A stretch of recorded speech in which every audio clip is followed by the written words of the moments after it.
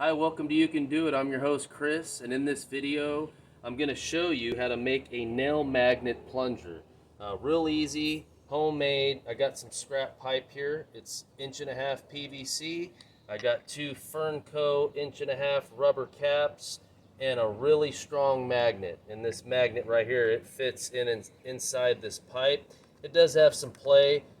You just want to make sure you have a real strong magnet. This one actually has a hole in the side of it. I didn't drill that. I just found this magnet. And this is an insulation wire. It's 24 inches.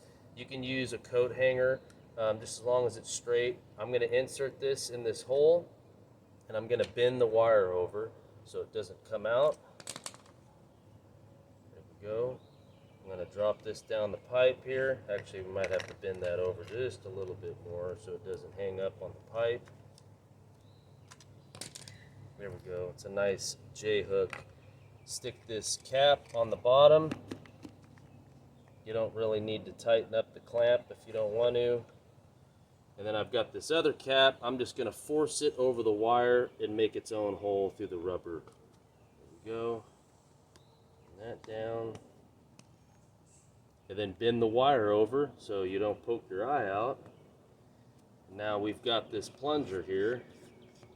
So as long as it's resting down on the bottom rubber cap here, it's ready to pick up nails or screws.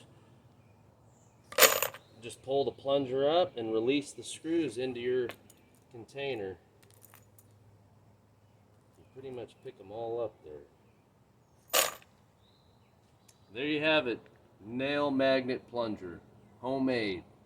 Cheap. Thank you for watching. You Can Do It, and stay tuned for our next video.